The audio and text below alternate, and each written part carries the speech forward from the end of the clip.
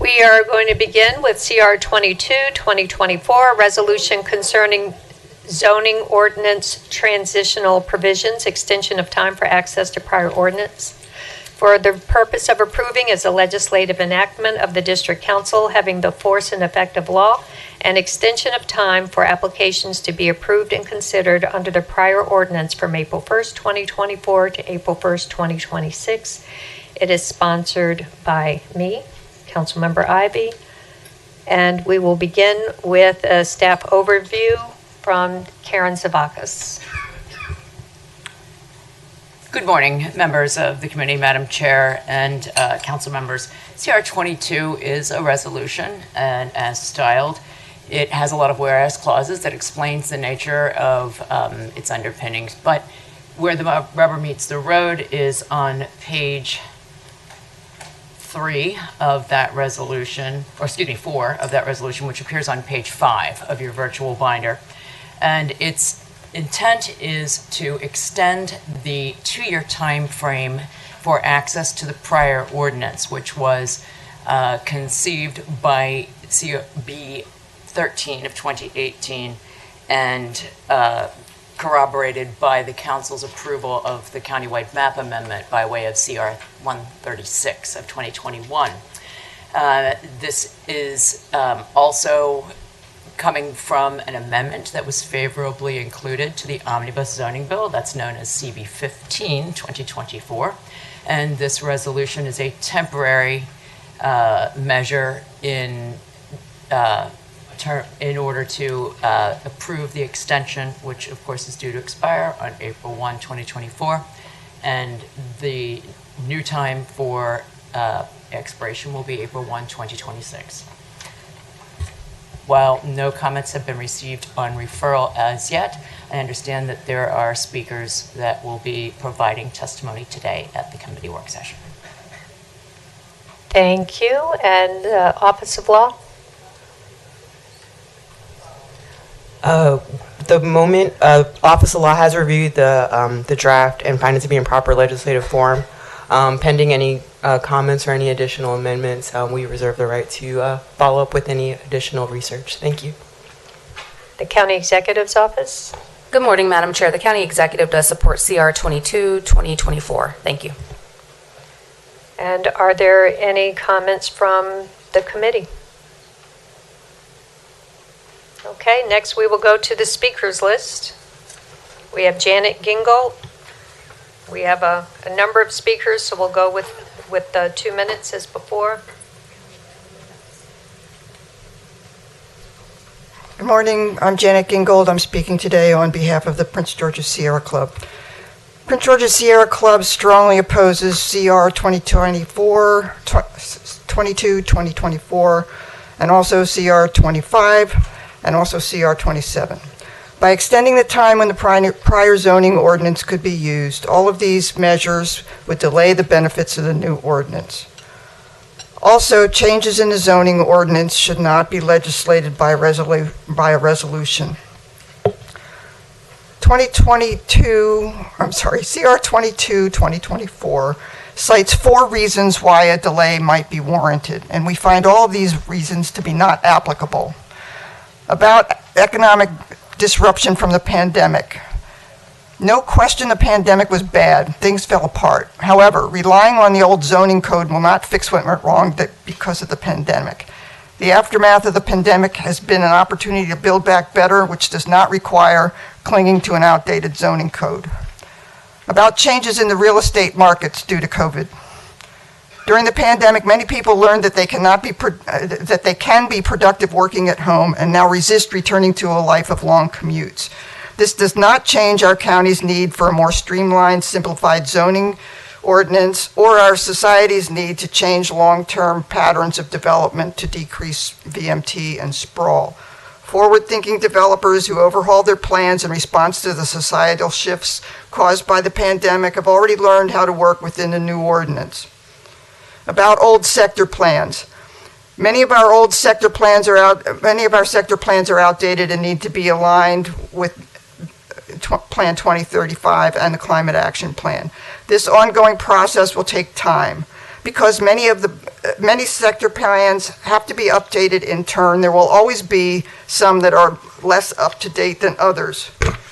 We need developers to take into account the goals and recommendations of the Climate Action Plan while planning quality development for Prince George into the future. Thank you, Ms. Gingle. Next, we have Greg Smith and then John Robinson.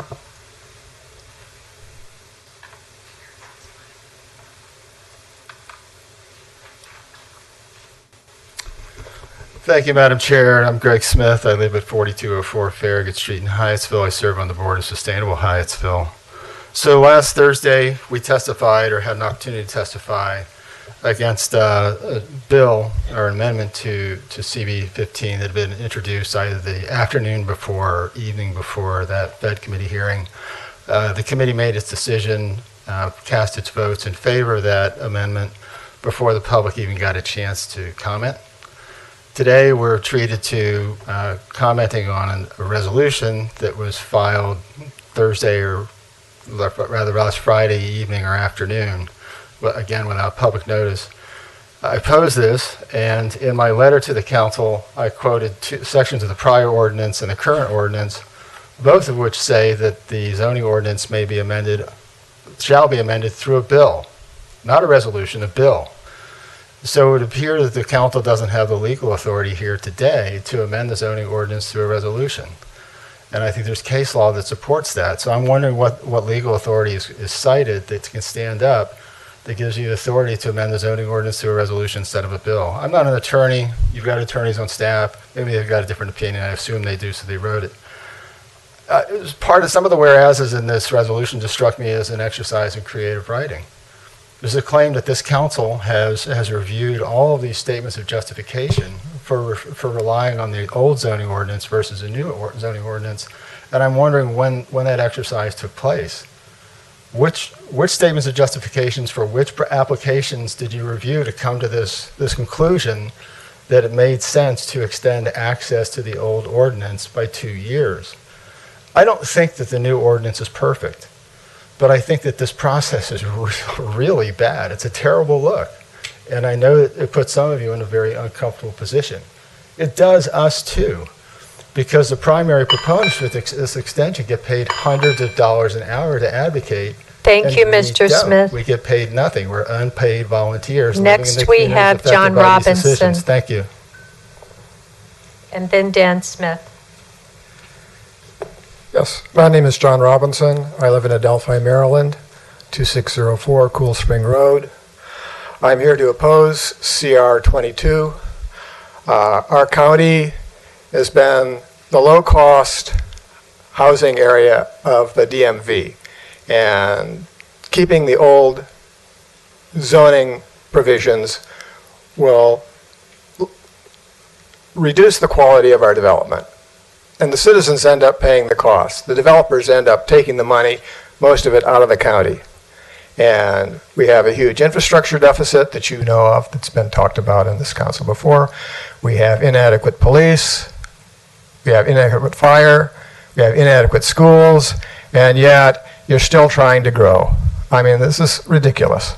I remember I was attending a meeting of the Bowie City Council on issues, and Councilman Watson was there at the time and mentioned that Bowie was growing at 5% per year, as if that was a good thing. Well, what does 5% per year mean? That means doubling every 14 years. So that means instead of having one overcrowded school system, one overcrowded set of overcrowded highways, one overused sewage treatment plant, you can have twice as many.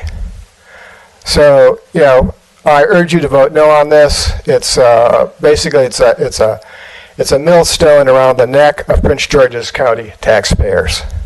And you know, you have the power to do the right thing, or you can do what the developers want. And you know, the word for what you're doing to the citizens, I can't say in polite company. Thank you. Dan Smith and then Kay Gray.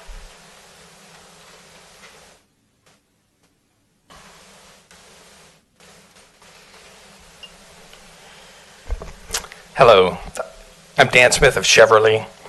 The planning professionals employed by the county to guide the development review process do not support this extension, nor does the public. Not one individual or organization not part of the development community has spoken in favor of this. The county has a substantial and serious budget problem. Understood.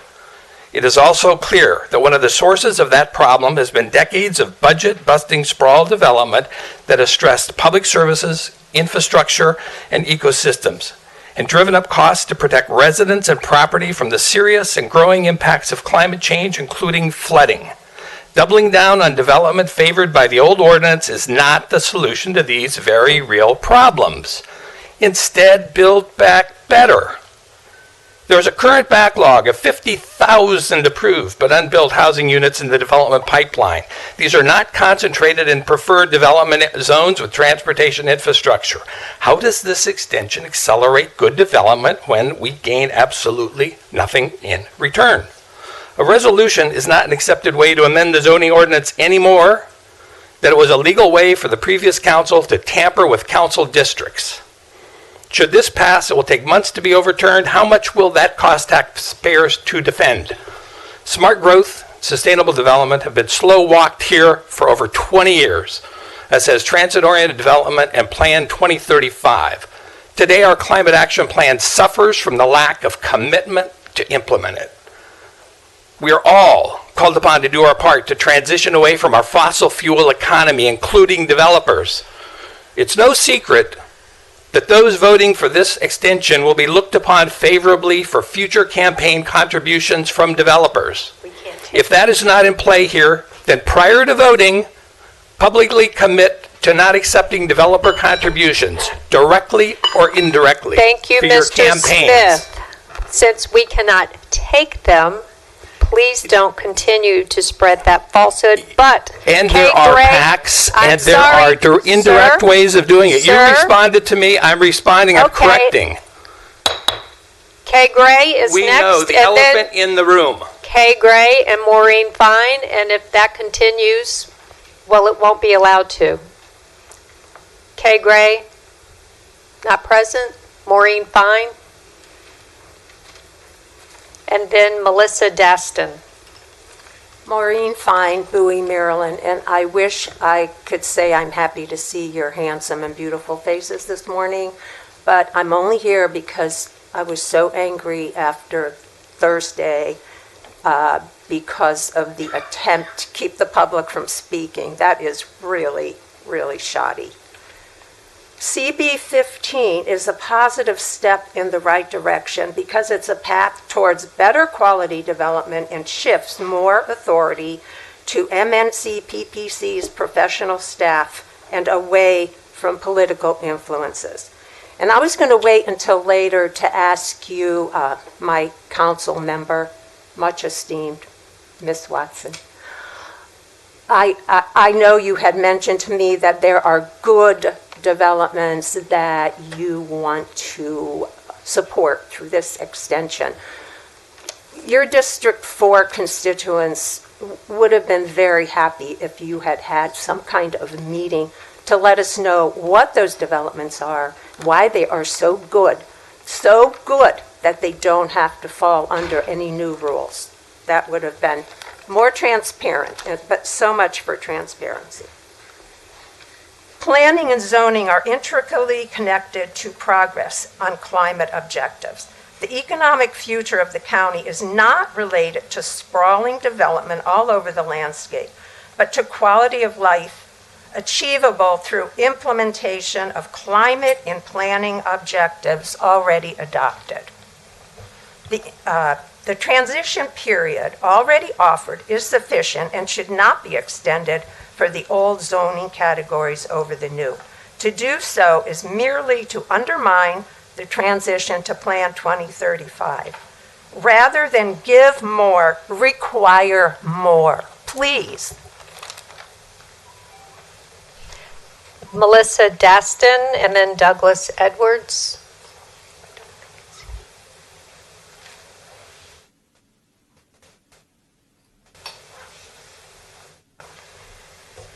Good morning. morning. For the record, my name is Melissa Daston, representing the District 1 Movers and Shakers, or 20,000 voters in the North County. As we spoke last week, we oppose CR 2224 just as we opposed the amendments to last week's bill. I think what I need to say has been said by many, is that the arguments being put forth are specious. The data are clear that the COVID and supply chain management issues were not negatively impacting growth and development. We have a backlog. The question is, do we have the willpower to make the change? I, for one, like pieces of both ordinances. I understand where the developers are coming from, probably on the opposite side of the house, but we do have to make a decision and move forward. The rest of my comments are frankly regarding the behavior of the council and the method in which these bills are being, and amendments are being introduced with no warning, springing on the poor citizens who have schlepped down here for an hour drive to sit around only to be surprised. I am appalled and embarrassed to admit to being a citizen of Prince George's County at this moment. Dan, however, there is a positive note. I wish to thank the clerk of the court and her staff, who have been exemplary in handling all of this last-minute kerfuffle created by the council with courtesy and respect to its citizens. I would also like to thank the council member staffs, not necessarily the council members themselves. Regardless of our stance on differing bills and resolutions, they have been unflaggingly respectful and willing to listen to citizens more than their bosses have been. I ask in the future that we behave as professionals so that we all can be proud to call ourselves residents of Prince George's County. Thank you. I don't believe I've seen Douglas Edwards here, but if he is, please come to the front. Next, Carol Hurwitz, and then Jill Oliver.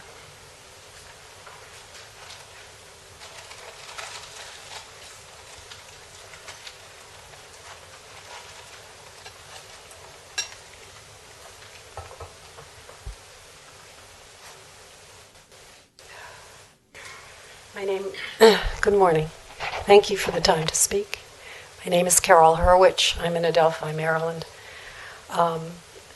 Excuse me, I'm not feeling very well, but I came down today because I'm angry. And I'm going to try not to get thrown out, say something that I'm going to regret. I agree with my colleagues who are opposing CR 22. My comments are in the official record. Thank you again to the staff. It's been very supportive. I was appalled at what I saw on Thursday. Public was not allowed to speak before the vote, despite the best efforts of the chair to be orderly, and given the vast interest in what's going on in CB 15. And I couldn't figure out why until on Friday, CR 22 was introduced. Very last minute. I don't think there should be an extension. I think the developers have had enough time. I think there's no balance between what's going on in our communities and the developer industry. There hasn't been for decades. It's time we change that. It's really time. So I'm asking the sponsors and the co-sponsors to reconsider your position. Vote no on CR 22. I know you probably won't listen. Your minds are made up. It's a campaign year for some of you, and there's data to support that. I have nothing else to say. I'm just too angry. Thank you. Jill Oliver.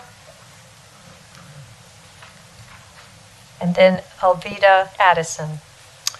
Good morning, honorable council members. For the record, my name is Jill Oliver, and I'm the president of the Fairwood Community Association, which represents almost 2,000 homes.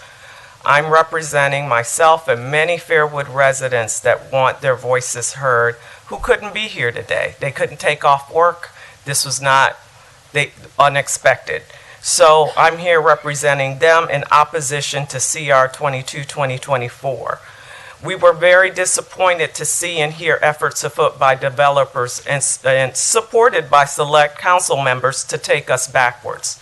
The last council betrayed Fairwood and other neighborhoods betrayed our public trust by passing illegal text amendments during the pandemic when people were focused on surviving a deadly virus. This dishonesty and deceit was purposely done to support the efforts of profit-motivated developers that wanted to cram large numbers of townhouses in areas where the zoning and the community did not support it. The Planning Commission also betrayed the public trust by approving poorly designed developments like Frank's Nursery, Fairwood Square, that raised serious safety concerns disregarding concerns by citizens. Check the record. We've come here several times to make sure you were aware of what was going on. CR 22 gives the impression that the extension is to support the public's safety, health, and welfare. However, we know that this isn't true. We're not against building townhouses, but Fairwood has had traffic fatalities due to poor planning and a refusal to address the need for proper infrastructure before increasing high-density development in our neighborhood. Let's do better. Stop building townhouses without providing needed infrastructure. We need safe roads, adequate public safety, schools for county residents. Thank you. Thank you. Alveda Addison and then Kathy Bartholomew. Hello, my name is Alveda Addison. I'm a resident of Bowie. I'm also a doctoral student at Howard University. I am not only a historian, but I am also working with our environmental science department. I see the data in real time. We cannot afford to do more development. I find it ironic that you all are honoring the Red Cross when you're putting them in a position for us to have more catastrophic weather events. Also, please do not clap. Also, I found that you're just ignoring the people that came before me, so I know that you already know the health issues related to pollution and fossil fuels and what depletion of trees will do to our communities. I do not understand how you all can vote in favor of such a bill when minority communities are targeted all the time for polluted areas. And we, Prince George's County, are a minority community, and you are selling us out. And we will not forget it. So I'm going to join with this lady from Fairview, Fairwood, wherever, and we are going to make sure that this does not happen again. And there needs to be an investigation on why you all are even voting for this, because this is not good for our community. It's not good for our schools. It's not good for our infrastructure. The data is there. Why are you ignoring it? Vote no. I hope I haven't gotten this wrong. Kathy Bartholomew and then Bill Orleans. I'm Kathy Bartolomeo, and I live at 15 Laurel Hill. I'm speaking on behalf of the Greenbelt Climate Action Network. We strongly oppose CR 22, 2024. We need to build roads, homes that are walkable, bikeable, and roads connections to buses and rail. We need our homes built near schools, grocery stores, community center, recreation, playgrounds, churches, businesses. And think of the time saved in traffic and fewer miles traveled in a vehicle and fewer accidents, saving greenhouse gas emissions, saving our air and water. We need trees that shade our walks and rides with our families and friends as we go about, as I live in Greenbelt. And on hot days, I can easily find a walkable path to ease the heat and to breathe easier despite my asthma. We all need buildings that are to be electrified using renewables, easy access to EV chargers, heat pumps, and able to reach our climate goals. Development must have the input of the communities to make sure that the citizens have a say what is built and how. As in Greenbelt, the City Council voted in October 2020 to oppose a proposed Royal Farms gas station to be built on 193. Another gas station is not what we needed, nor are all the old trees that were cut down. As you know, the city has no authority over zoning, but can only recommend or oppose the decision. In opposing the project, the City Council lost the ability to ask for any concessions from the developer. This shows how much power developers and the zoning laws have over what a community desires. As Sierra Club committed in their formal statement, using a resolution to extend the deadlines for the use of old zoning rule code is not legally justifiable. We went through this before with the county's gerrymandering fiasco. Continuing the old zoning code is unwise and careless regarding our climate and the needs of the community. We are only creating more sprawl and less savings and less revenue for the county, which is the opposite of what you're supposedly trying to achieve. We think that winning our next election or worrying about our position, we have to instead be thinking about the interests of the people and protecting our climate. Thank you. Bill Orleans, then Nate Foreman. Good morning, all. I don't speak for anybody other than myself, and that probably not very well, but I do associate myself with comments made earlier. Somewhere in apparently one of the additions that I was unaware was going to be considered today, maybe resulting from the discussion Thursday, there's reference to the stakeholders' interest. And I would like to suggest to council that no private stakeholder's interest ever should supersede the public's interest. And for better or worse, the 11 of you represent the public's interest on this question, and you should not give more weight to the interest of the private stakeholders than you do the public.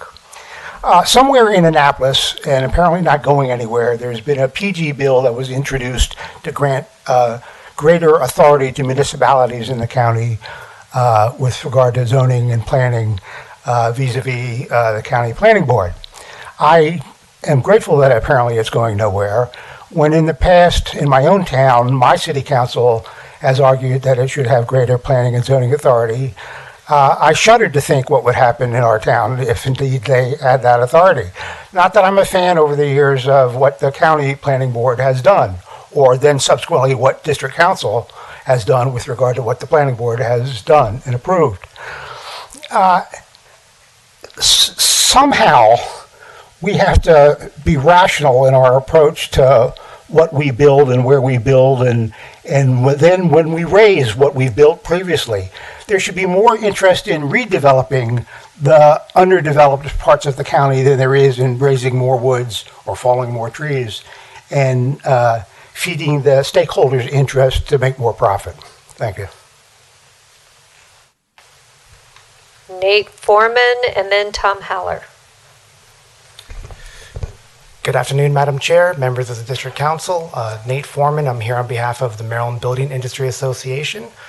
We are in favor of the extension requests that would allow for the transitional provisions to be carried forward for an additional 2 years. We believe that this emergency resolution is important because it helps bridge the gap between the deadline of April 1st, 2024, and when the bill that would actually formally authorize them would take effect in CB 15, 2024. And this council has shown in the past that emergency measures that are temporary but for important public interests are valid, and it is one tool this council has used to protect the public interest. So with that, I would request that the council approve the extensions. Thank you. Tom Haller, and then Marva Jo Camp.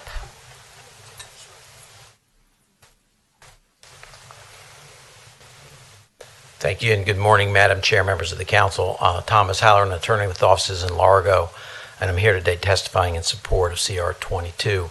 As a practicing land use attorney here in Prince George's County, since even before the new ordinance took effect, every time a client came into us with a project, we looked at both the old ordinance and the new ordinance to see which one was preferable. Could we make it work under the new ordinance? We have never expressed a desire to not use the new ordinance. The new ordinance does have some good things in it, but the new ordinance also has problems. And when we evaluate those applications and we look at them and we figure out that we can't do the project under the new ordinance because of conflicts that exist or other issues, we have no choice but to fall back on the old ordinance. And we have had many instances where we've talked to staff and said, hey, I want to use the new ordinance. Can I make this work? And after looking at it, they come back and they say, you're better off under the old ordinance. It's not because we want to be under the old ordinance, it's because the new ordinance has issues that need to be worked out. CB 15 is a step toward working some of those issues out, but it does not solve all the problems. And what we've learned in the 2 years that we've had is that we need more time. We all share the same goal, which is to have the best ordinance moving forward, and we all want that to be the ordinance that we work under.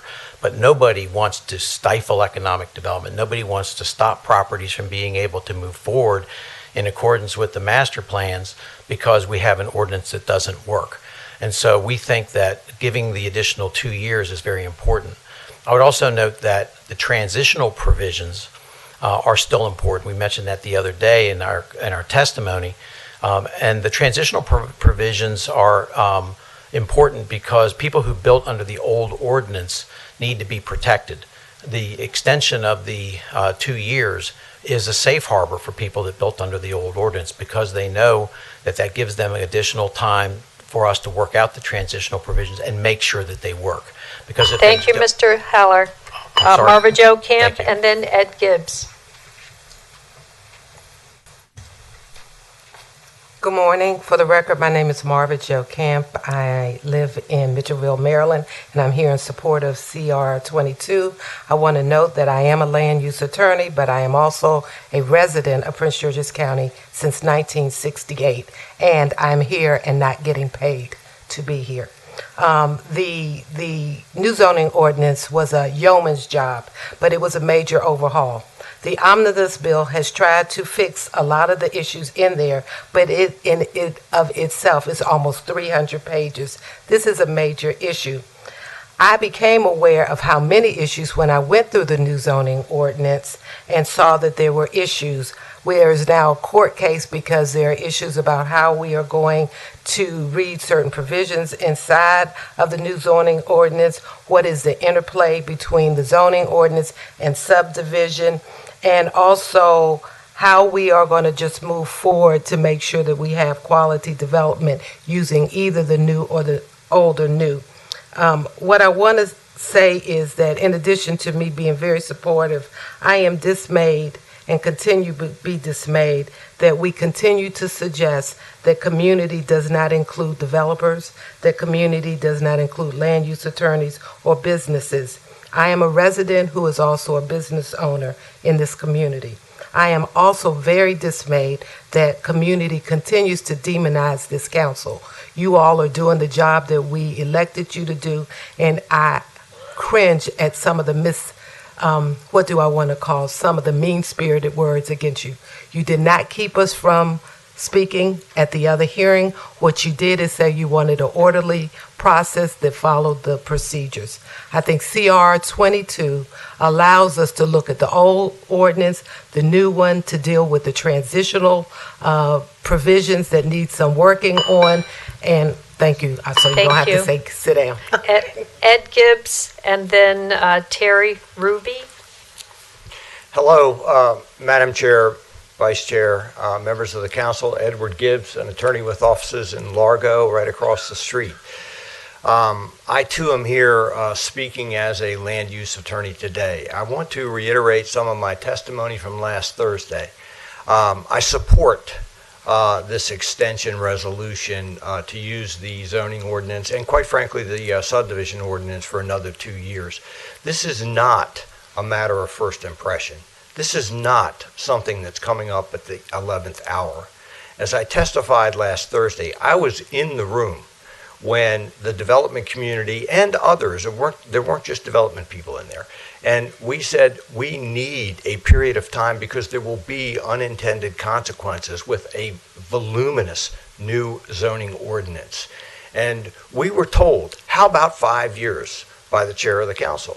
We said, yes, we'll go with that. And we ended up getting 2. But there was a caveat. It could be extended. And indeed, Section 27-1901 also says it can be extended. And by the way, it says by a legislative act. It doesn't say by a council bill. So on a temporary measure, certainly the council resolution method is appropriate. But be that as it may, 2 years has simply not been enough time.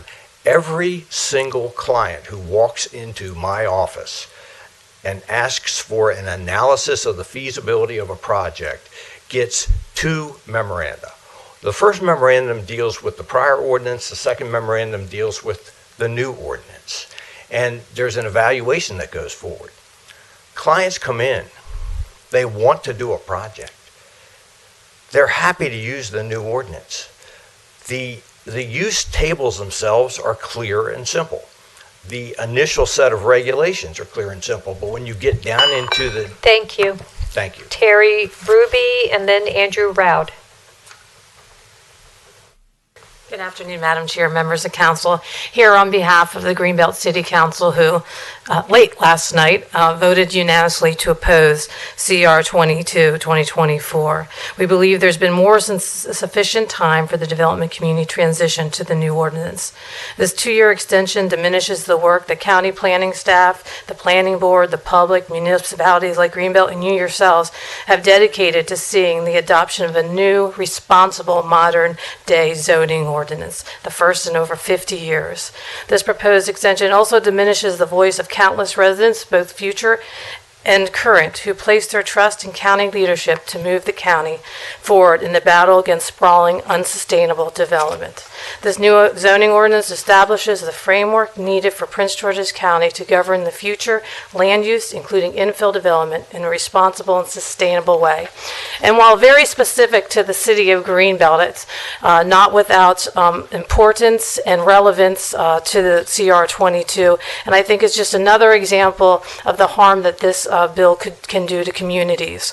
As part of the new zoning ordinance, the Greenbelt Neighborhood Conservation Overlay Zone was adopted. It was purposely adopted as part of the new ordinance to conserve the unique development features and characters of established neighborhoods and to promote new development and compatible with existing neighborhoods.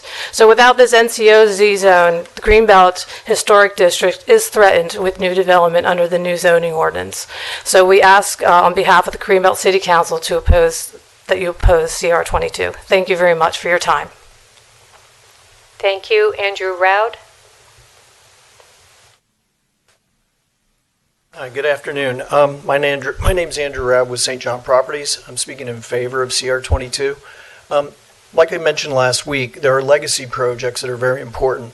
Something like Melford has probably been going on since some of you were in grade school. It's 24 years old. It's worth $1.5 billion. And what I'd like to note is we own that property. That's our thing.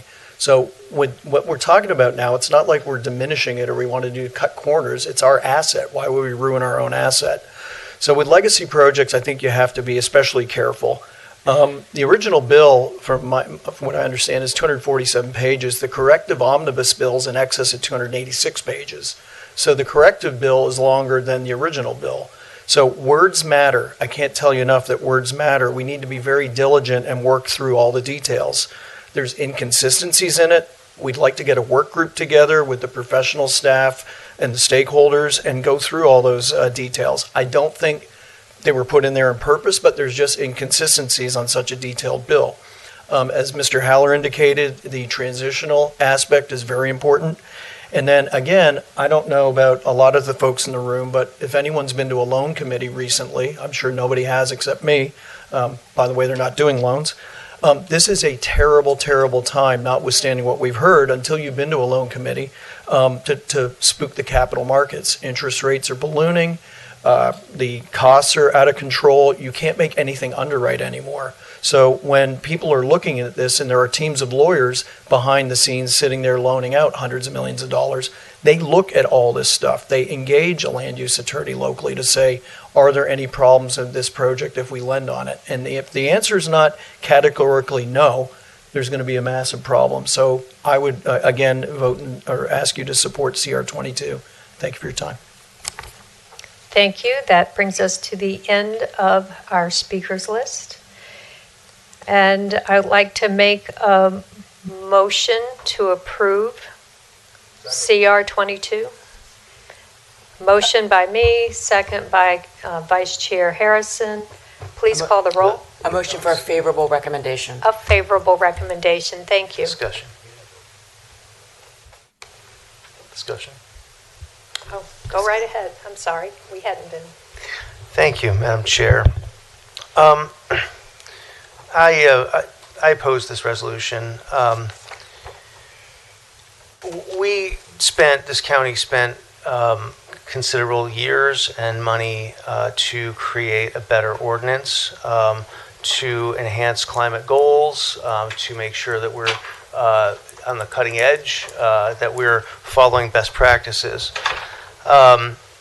We've heard from some in the development community that they want this extension. I understand that. I'm concerned that after 2 years we're going to have another request for another 2 years, and that because we also know that there was an effort a couple of years ago, just before this council got on, that sought for the old ordinance to be in effect in perpetuity. And so we know that it's not just, we'll fix it in 2 years. I mean, there are some that that want 2 ordinances, and that's not appropriate. We as a county have to move forward. I think that there's also something else that nobody brought up, which is that this is actually unfair to developers who knew that the deadline was coming and who spent their money and who came in and submitted under the old ordinance in time. And there are projects in my district that did that. So I don't think it's fair to those developers who did that, knowing that the deadline was coming, to then, others get, an extension. So I think that we're on the right path with CB 15. There are things that need to be fixed. We are going to be fixing them. And I will vote no. Thank you. Well, I'm going to speak now because I feel compelled to, and I will call on the others who would like to speak. But I've been taken aback by statements made about the amendments to the Omnibus Corrections Bill by some of my colleagues. I feel the need to review history and reframe the discussion. When I first joined the County Council in 2018, one of the first issues presented to me was a large and complicated rewrite of our zoning ordinance. I felt overwhelmed by having to immediately take on such an important piece of legislation that hadn't been updated in decades and that would have an impact on our county for years to come. I relied on my more senior colleagues for advice and counsel, and over time I came to depend on Tom Dernogo more than anyone else for this issue. He convinced me that there was too much in it that we didn't understand yet, and we should slow it down. Frankly, his views made me distrust the whole thing. Over time, and with a lot of pressure by other colleagues in the planning department, I was convinced that what we were doing was simply consolidating many zones into a manageable number, and that properties would get a zone that most closely matched what they'd had before. It turns out that isn't exactly what we did. We passed a bill that did many good things, but it didn't simply do anything. I heard from property owners that at businesses they'd invested their money and lives in that would become non-conforming under the new ordinance. I heard from developers who were stymied by incompatible directives, and I was reassured all along that the plan had always been to work out the kinks and amend the ordinance so that it worked better for everyone. Councilmember Dernogo, to his credit, has thrown himself into this Omnibus Corrections Bill, and that process of working with the planning department on it has led him to fully embrace it. He's changed his position from one of critic to cheerleader, and there's nothing wrong with that. I just have not followed him. What I see are 285 pages of amendments. And this is the third omnibus corrective bill under consideration since the original approval of the new ordinance in 2018. It shows me that the original bill had and still has many flaws. As a matter of fact, I'm convinced that there are more corrections that still be made, particularly in the area of townhouse and mixed-use development. We want this zoning ordinance to live up to the promise that was made to the council and to me in 2018. As for the proposed 2 years extension to access the prior ordinance, I remind you that even the planning department stated last Thursday that they thought a 6-month extension to use the old ordinance was a good idea. By contrast, what I'm hearing from people who have sent me what is essentially ex parte communication is that they want no extension. Based on my experience and service on the council, these comments are misguided. To me, they are listening to and believing people who either don't know better or don't want them to know better. What's more, I'm hearing there are people with upset with how the PHED committee meeting went last week. They were upset because they believed we did not want to hear from them, which is not true. My position and that of my colleagues was that they speak at the appropriate time, which according to our rules was not during the time that the committee was in debate. The public should have been allowed to speak first. That would have given us an opportunity to hear your comments before our debate began. Instead, a council member who is not on the PHED committee was allowed to speak, thus starting the floor debate. This was disappointing, but I was also disappointed for another reason. I've communicated with my colleagues about decorum and the importance of following our council rules. As far as those who think it was wrong to put amendments forward without the public speaking first, you apparently missed December 22 and January 23. CR 3 2023, introduced and adopted on December 12, 2022. CR 4 2023, introduced and adopted on December 12, 2022. CR 5 2023, introduced and adopted on December 12, 2022. CB 12, CB 13, CB 14, CB 15, CB 16, 17, and 18, all passed the presentation stage and went straight to introduction on December 12, 2022, which means there was no opportunity for substantive edits prior to public hearing. The people sending me emails that clearly were copied from some other document did not raise any alarms when these resolutions were introduced and passed in the same day that year. I'm not blaming anyone for that. I voted for them myself. It's surprising you thought it was okay then and terrible now. It might be helpful if you ask more questions rather than believing every email you receive, even from someone you like and trust. The resolution I'm putting forward, CR 22, 2024, will keep the current zoning ordinance available for use for 2 years past its current expiration date of April 1st, 2024. Obviously, there isn't sufficient time to pass it as a bill, but as you know, it was voted on favorably as an amendment to CB 15, 2024 in PHED last Thursday. Therefore, since the intent is clear that it be part of the Omnibus Corrections Bill, and that it will pass, but not before April 1st, I'm putting it forward as a resolution. In the same vein, the subdivision resolution and bill will temporarily extend access to prior regulations as it has the same deadlines. Again, we want to get this massive zoning ordinance right. It is clear. It will take more time to get it where it needs to be. For my newer colleagues, I think knowing more of the background and history will help frame this discussion for you. For the concerned public, remember, it wasn't long ago that the very cheerleaders for the new ordinance today were the naysayers yesterday. Today, I'm neither a cheerleader nor a naysayer anymore. I recognize the complexity of what we're doing and the imperative that we get it right. I have to depend on my own knowledge and experience, and when someone else's viewpoint on the dais is different, I won't vilify them.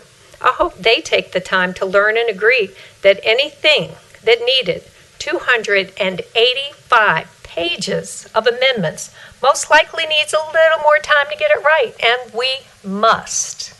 In the meanwhile, the old ordinance will still be there to bridge the gaps, and I believe that over the next 2 years, you will see a greater embrace of the new ordinance. Right now, 40% of the projects are using the new ordinance and 60% are using the old one. During a time of economic upheaval around the globe and in our county, it only makes sense to take a more gradual approach. Would anyone else like to speak? Yes, Councilmember Blagay. Okay, thank you. I heard all of the comments today. I would just say this. Last week there was a question asked. What happened to the People's Council? It was asked again to me this morning. The reality is that the People's Council is over.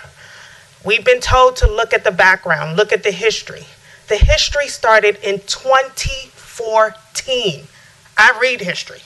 So we're talking about 8 years that the council, that the planning board, that the residents, that the developers have had time to work on this. 8 years is too long. It's enough. Let's just be clear here. This resolution is going to increase the time for new applications to use the old ordinance, not pass. So we're just allowing, after 8 years of work, after millions of dollars spent, developers are allowed to put in application for the old ordinance. Ask yourself this: why is an attorney giving options of old versus new to their clients for new applications? They must know something we don't know. They know that they have votes here to use the old ordinance to extend the time. Because as an attorney, you're not going to put forward any regulations that you know are not going to be in operation after a certain time.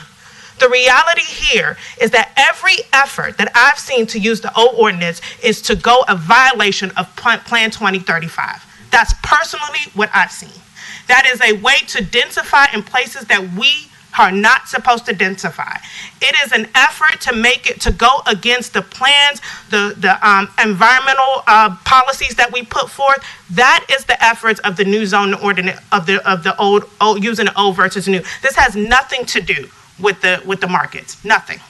So I just think that we need to really fully understand what we're looking at here. The omnibus bill is the effort to try to clean up any of the concerns that they have. Of course, with a major overhaul, you're going to have corrections. That's what the omnibus bill does. So we don't need a 2-year extension. This is just to please one group. Unfortunately, I would say this. When residents came here and saw a vote happen before they spoke, a question was put on the floor purposely, so that you can. Now, I would just say, to me, it looked purposeful. But the reality is that no question needed to be put on the floor before you spoke, but it was. So I just want to note that when we're looking at this, I ask my colleagues to vote no. Vote no because we spent 8 years working on this. Vote no because we spent thousands, millions of dollars with our staff putting forth efforts to try to improve our process. Vote no because the residents in here and residents in my district and throughout this county came to the planning board to be involved in the process to update our zoning ordinance. So, and I would just say this, and so were the developers that are here to ask us to vote yes for this CR 22. So I just want to make sure that we understand what we're doing here, and I think it's time for us to do what's right. We understand that people like more convenience, but the reality is that the new ordinance should be the process we go forward with. We spent 8 years on it, and it's time for us to move forward. Councilmember Denoga. I'm going to be very brief. I just have 2 points. Number one, I appreciate that Chair Ivey leaned on me when we came in dealing with the zoning rewrite, the Mammoth document. But in terms of history, that bill was CB 13 of 2018, and it was adopted by the prior council. We had nothing to do with it, so I'll just leave it at that. The other thing, and I woke up Saturday morning to an email from a constituent, well, not my constituent, but a citizen in the county who I've talked to once before, never met, who asked me, was this legal? And I found it heartening that citizens of this county on their own looked up CR 22, read it, and questioned its legality. Now, what's true is that in CR 3, 4, and 5 of last year, the council did essentially the same thing. But what's also true is that the development industry filed suit against us saying it was illegal. And I believe, Mr. Rowd, that was your company on Freeway that filed suit on CR4, and Frank's Nursery filed suit on CR5. So I'm disheartened that our constituents are as smart as a zoning lawyer and picking up on the potential flaw. And I don't have an answer for them. Well, I do have an answer. When this came up last year, Ms. Zavakis told us that this was a good strategy to go with, but it might not be legal. So it's a good strategy to go with, but it may not be legal.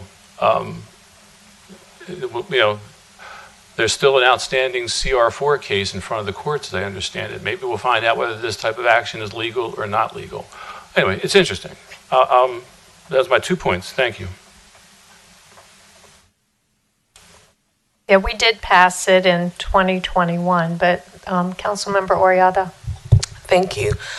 And thank you to everyone that came out today. I know it was last minute, and I know a group of you are not paid to be here. You're just residents that are concerned about these issues.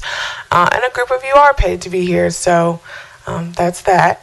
I think that one of the things that we have to really pay attention to, and I want to echo the sentiments of my colleague, Councilmember Begay, is that, and even before our time here, there was intention put into figuring out how to address zoning in a new way, right? And it took time, it took money, it took input from all stakeholders. We all know that the developers were at the table and community members were at the table. I agree that we'll continue to have to update it and address it, but there has to be a day where that becomes the new law. There just has to be a day where they have to start following the new zoning.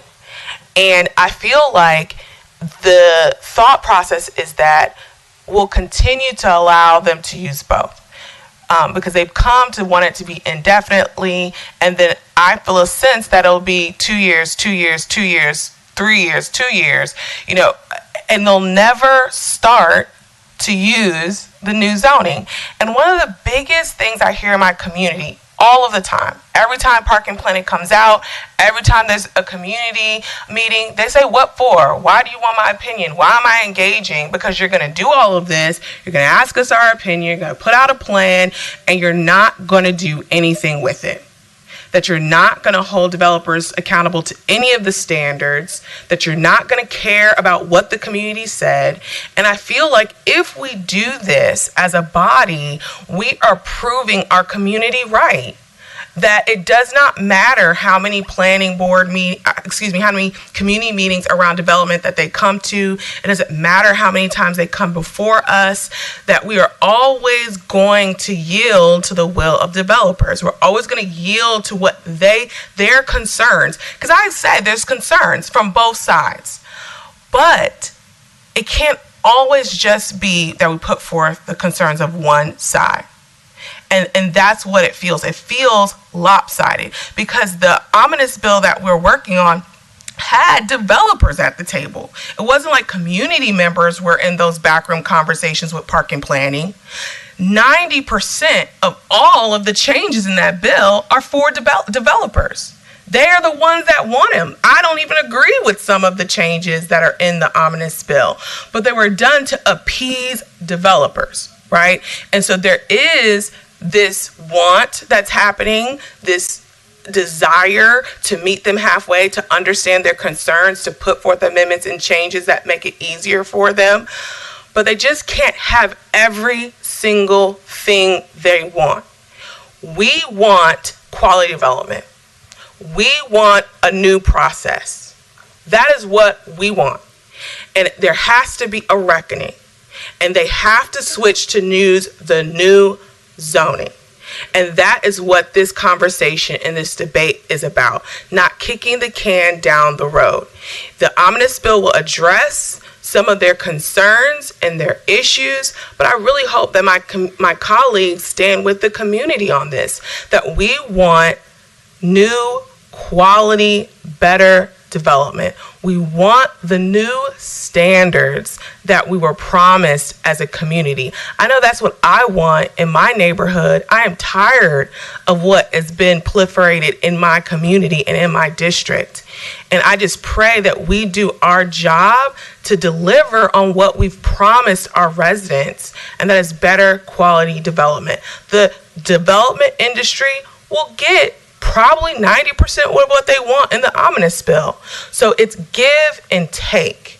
It's compromise. It's just not, they get everything and they don't even live in our communities, and they just take over and run over residents, and residents that are impacted by these legislation and decisions that we make here have no voice. Thank you. Councilmember Franklin.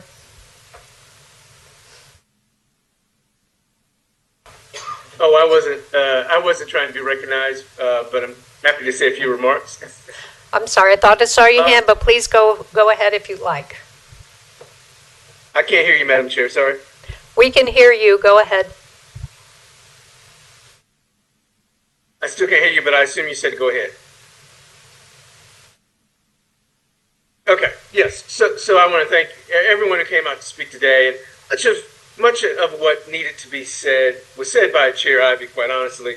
As the only person here who has been a part of the entire zoning rewrite process from beginning to end, I can tell you that is still it's still a work in progress. I was one of the council members who wanted a longer transition provision because I knew it would be a work in progress, and we would continue to find quite a few kinks that needed to be worked out.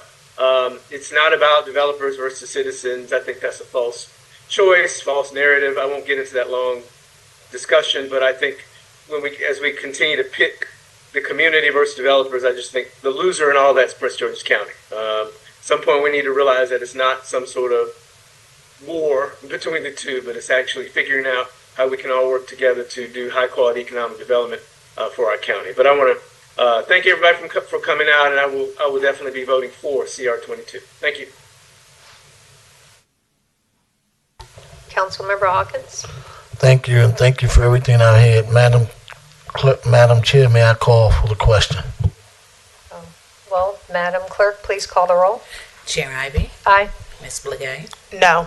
Mr. Burrows? No. Mr. Denoga? Respectfully, no. Ms. Fisher? I'd like to explain my vote for just a second.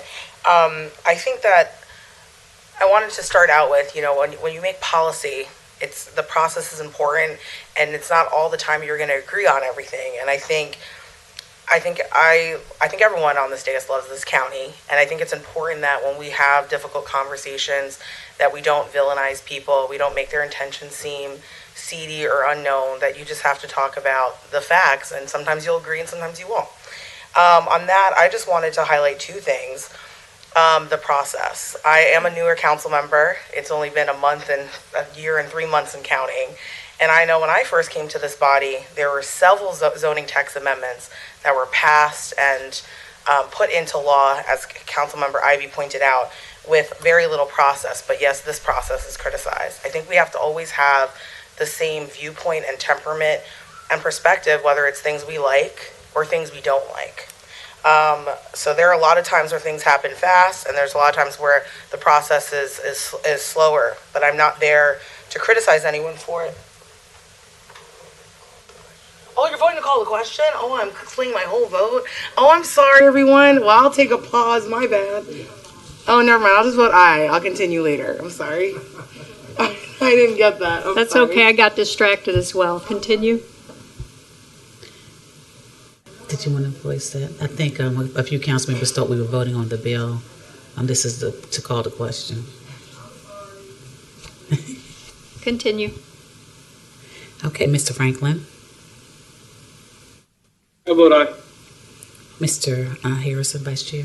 Thank you, Madam Clerk. I vote aye. Mr. Hawkins. Madam Clerk, I vote aye. Mr. Olson. Respectfully, no. Ms. Oriada. Abstain. You said abstain. Ms. Watson. Vote aye. Madam Chair, Mr. Burrows would like to change his vote to aye, as well as Councilmember Denoga. And so that motion carries 8-11.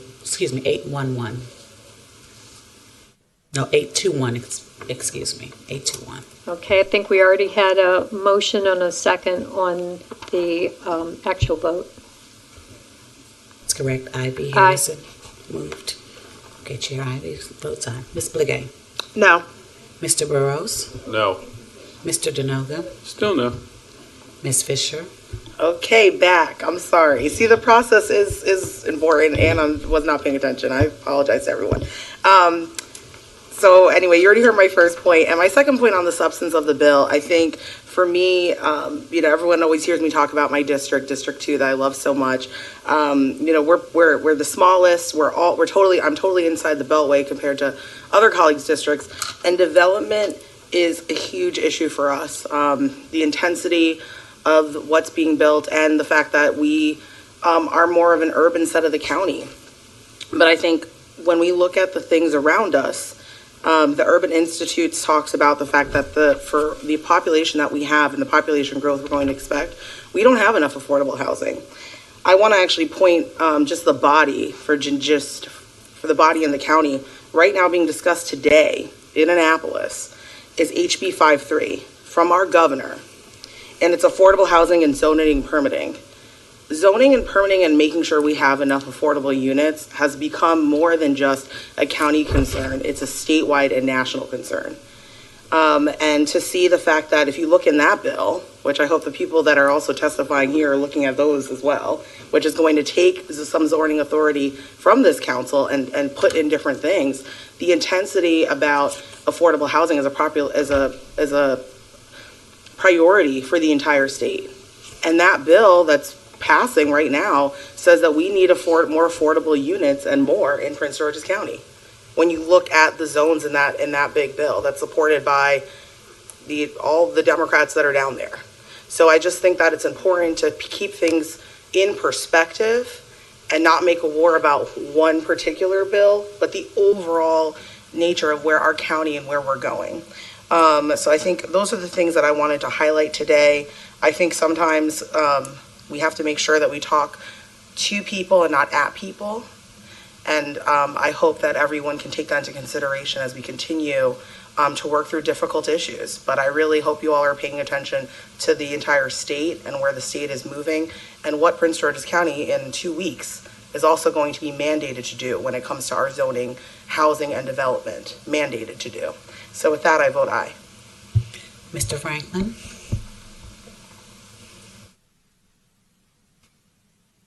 I vote aye. Vice Chair Harrison?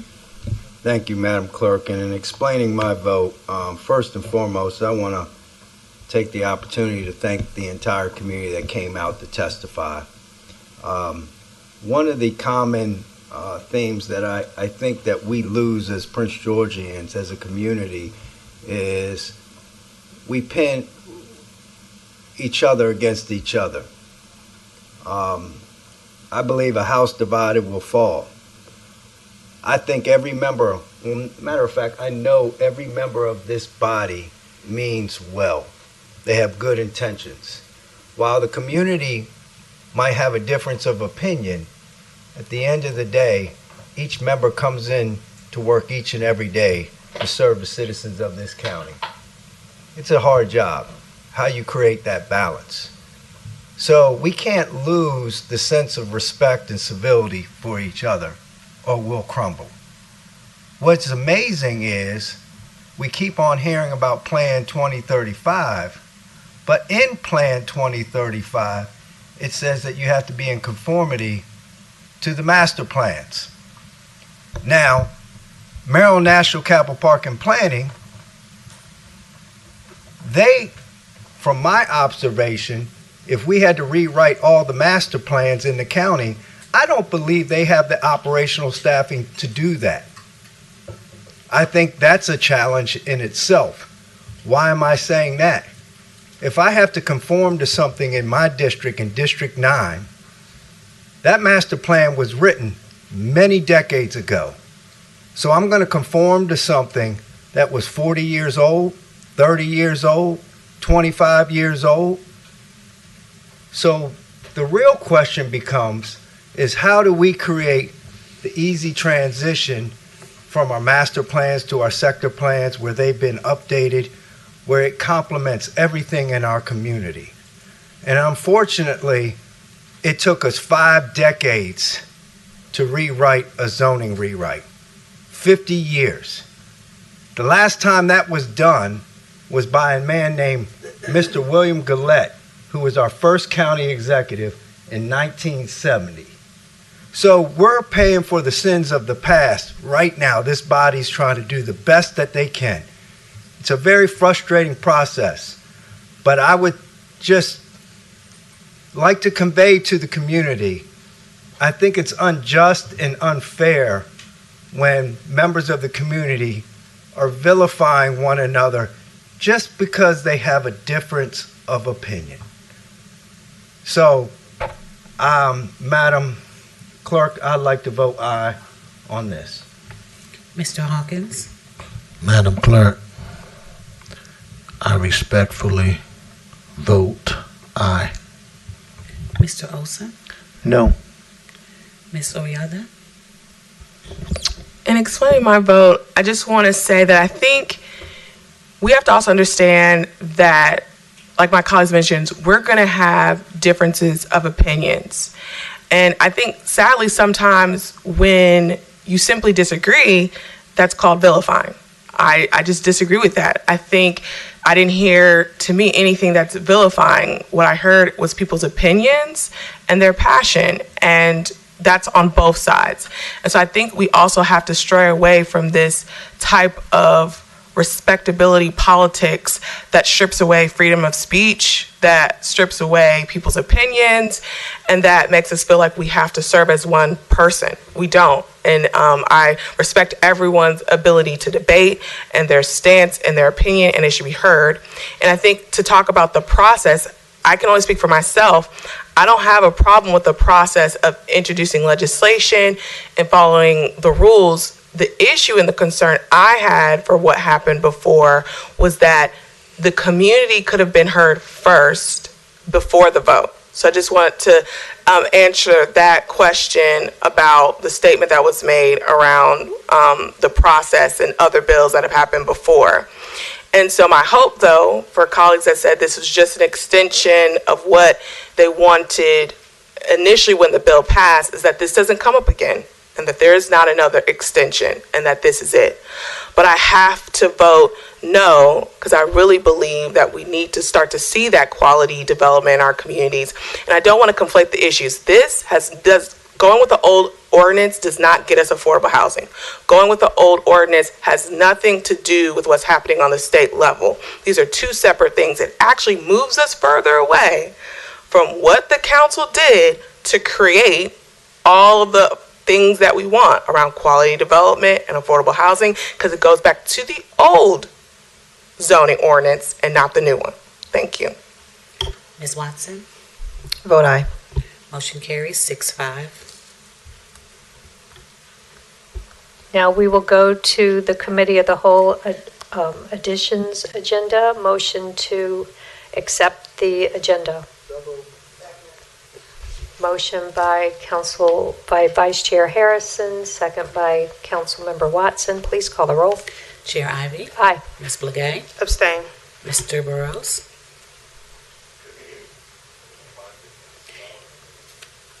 Okay, I'll make sure you have a copy. Mr. Janoga? Aye. Ms. Fisher? Mr. Franklin? Aye. Vice Chair Harrison? I vote aye. Mr. Hawkins? Madam Clerk, I vote aye. Mr. Olson? Aye. Ms. Oyada? Abstain. Ms. Watson? Aye. Motion carries 7-0-3. Pardon me. CR 8-0-3. Thank you. CR 25, a resolution concerning transitional provisions, extension of time for access to prior subdivision regulations. for the purpose of approving as a temporary measure of the governing body for Prince George's County an extension of the time for applications to be approved and considered under the prior subdivision regulations for an additional 2 years from April 1st, 2024 to April 1st, 2026. It's sponsored by me, Councilmember Ivy. We have a staff overview by Karen Zavagas. Yes, good afternoon, Council Chair and members of the committee. This resolution is very similar to the resolution styled as CR 22. As you know, the development of land in the county turns on several subtitles. One is the zoning ordinance, being subtitle 27, and the new zoning ordinance that was adopted by way of CB 13 2018. And there is also the subdivision regulations, and they are located in subtitle 24 of the county code. They too, by way of CB 15 of 2018, were overhauled. They are significantly shorter, but no less.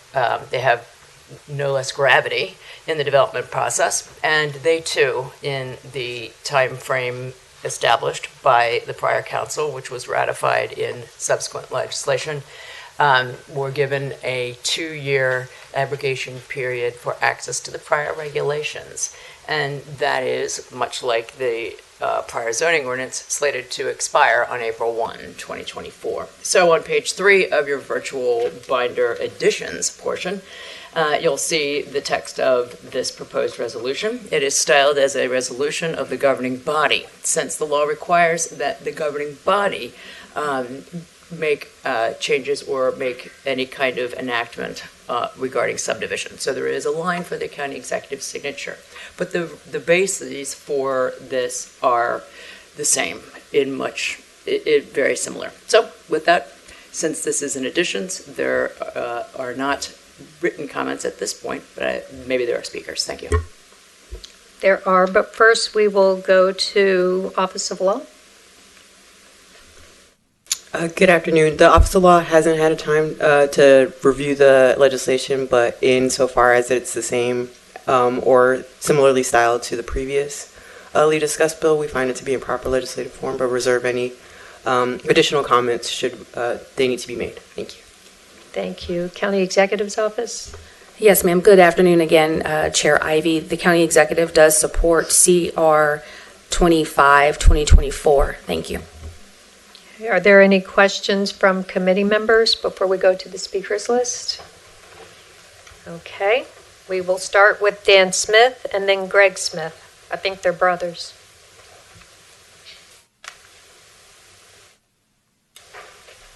He's got a better beard. Dan Smith from Chevrolet. Just like to reiterate a few points from previous testimony on CR 22 that I think smart growth and sustainable development have been slow walked here for over 20 years. It says Transit-Oriented Development Plan 2035. The Climate Action Plan is what should be elevated for urgency and to address how might there be adjustments in the plan, the ordinance, to accelerate that. I might get behind a work group, but I have no faith in the work group approach that we've seen in the past. It just was clearly reiterated that the developers were in the room developing this ordinance, the amendments. If there's going to be a work group, how will the advocates be included? How will we not be blindsided with last-minute proposals with a deadline to respond to them tomorrow? And why can't we have a high-level, urgent addressing of the changes needed to address climate change and moving from the fossil fuel economy? As I said, it's not pleasant to be here treating the development community as a monolith, really. But by their words and actions, they're asking to be seen and treated that way. I would, in closing, amend my previous statement about future campaign contributions and I'll amend that to be campaign support. There's many creative ways that the developers and moneyed interests support campaigns. We know it all over the country. Thank you, Mr. Smith. And now we'll hear from Greg That is Smith. occurring in this county very clearly. Good afternoon, Greg Smith. I live in Hyattsville. I'm speaking in opposition to this resolution. It's telling that we only saw it for the first time when we walked into the room and had to be alerted to the fact that it was on the table over there, and the Office of Law hasn't had a chance to review it. Madam Chair, respectfully, the problem with the process last Thursday was that members of the committee insisted on putting forth amendments to the omnibus bill without giving the public a chance to speak. You could have stepped out. You all could have stepped back with your amendments. And frankly, we never saw those amendments until, if we saw them at all, the night before. So that felt like amendment by ambush. I'm sorry, but that's a fact. Whether it was intentional or not, I'm not going to get at, but that was a fact. To the point that Mr. Franklin felt like he ought to amend your proposed amendment to be able to have it as a rider and push it through even faster. So that was the part of the problem with that. So a bit of history. I led the campaign to stop the Intercounty Connector in the 90s. We stopped that through the NEPA process. We worked really hard. And we got rolled the next time around when the developers pledged, the Chamber of Commerce, which was fully developer funded, pledged to spend $2 million on our local elections, and they exceeded that. So I'm very well aware of how developers and other corporate special interests influence the outcomes of our policies and our elections. I'm not saying that's what drives everything here today. But don't ask us to be blind to the realities we see all around us. St. John's in the room. In June of 2022, they stood up a super PAC, Jobs First PAC, along with 2 other developers. In the space of 2 weeks, each of those developers contributed $30,000 to that super PAC, and then they put out countywide mailings. If that's not necessary to influence the outcome of our elections and get the policies they want, why did they spend that kind of money in that short amount of time? Why did they feel like they needed to stand up a super PAC? So I assume this is going to go through, but I got to say the process, it makes you uncomfortable, I think. I hope it does, and it makes us really uncomfortable with the way things are being done. Thank you very much. Melissa Daston and John Robinson.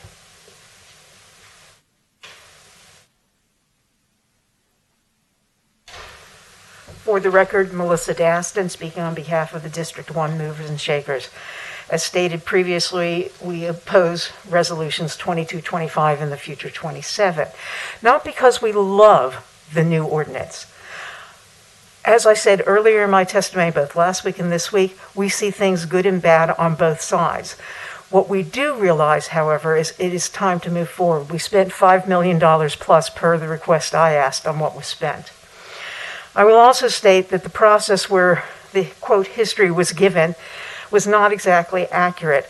I took 6 weeks of vacation off each year of those years the process was going on. I wasted 6 weeks of all my personal leave to attend those hearings.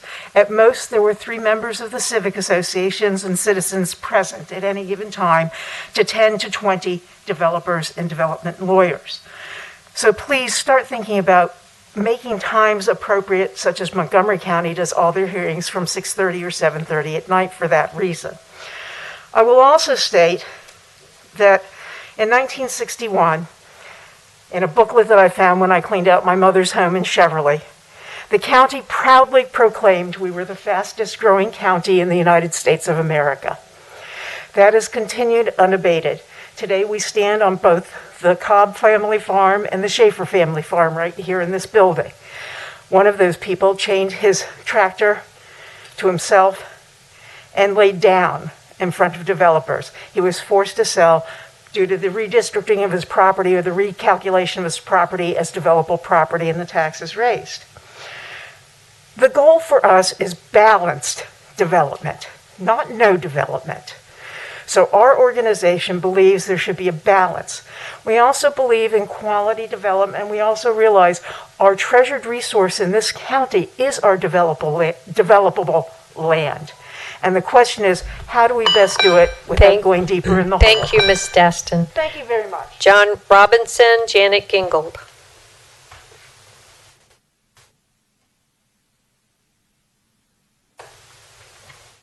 Is John Robinson not here? Okay, Janet Gingold. Hi, I'm Janet Gingold, and I'm speaking on behalf of the Sierra Club. We need to change our concept of what appropriate development is in this county, and it needs to include conformance with the new zoning ordinance, Plan 2035, and the Climate Action Plan. And somehow, all of us together have to make that happen. Delaying the deadline for using the new ordinance and bringing all of these things together to make better quality development that looks forward to a new world. We can't just do it later. We have to start now using the deadlines that are already in our ordinance. The idea that we are changing the ordinance, creating something that has to do the force and effect of law by a resolution instead of going through the process of creating a bill just doesn't seem right. What precedent does that establish for all the other deadlines in all the other ordinances all through our county laws? Every time, if we establish the precedent that every time there's a deadline, we can just make an ordinance to change a fast resolution to change the deadline, this is going to create chaos. We really need to just recognize, okay, there's a deadline. Some people got through on before the deadline, and some people didn't. And we need to stick with the deadline. Please. Don't keep kicking the can down the road. What Ms. Oriata said and what Mr. Legay said are absolutely where we need to go going forward. Tom Haller and Ed Gibbs.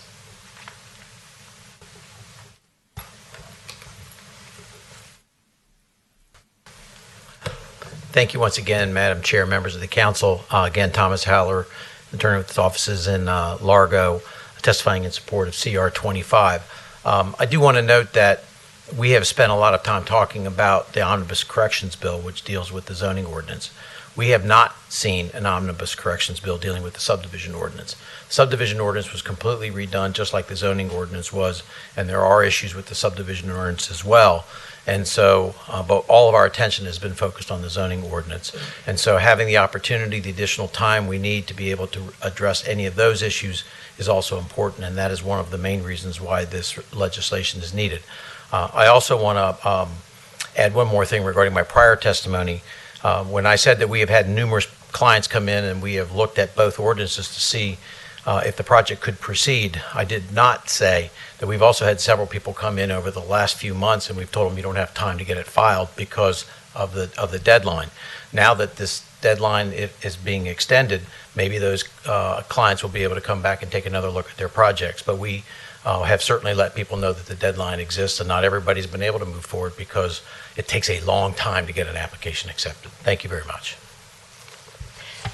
Ed Gibbs and then Earl Bracey. Good afternoon once again, Chair Ivy, Vice Chair Harrison, members of the council. Edward Gibbs, an attorney with offices here in Largo. And I'd really sort of repeat the testimony I gave earlier to you, and also just endorse the comments of my partner who just testified previously. And you know, my sentiments are in alignment with his, including how we would do separate analyses. And we did that during the first 2-year period. So thank you very much. Earl Bracey is our final speaker. Good afternoon, Madam Chairman, Council. My name is Earl Bracey. I'm representing Lincoln Vista Civic Association. I understand change is difficult. Everybody would agree with that, because who wants to make a change when it's going to be either for you or against you? The only thing that I'm saying today is that for the developers and for the community, if we can be fair and equitable with what we are doing with these communities, if we're going to improve our infrastructure, make sure that we include the amenities. Promises were made, but they weren't kept. So if we could make that happen, they'd be fair. Thank you. That's all I got to say. Thank you so much. Is there any further discussion? Is there a motion? Motion from Vice Chair Harrison, second by Councilmember Watson. Please call the roll. Chair Ivy? Aye. Ms. Blagay? No. Mr. Burrows? No. Mr. Denoga? No. Ms. Fisher? Mr. Franklin? Aye. Vice Chair Harrison? Aye. Mr. Hawkins? Madam Clerk, I vote aye. Mr. Olson? No. Ms. Oriaga? No. Ms. Watson? Vote aye. Motion carries 6-5.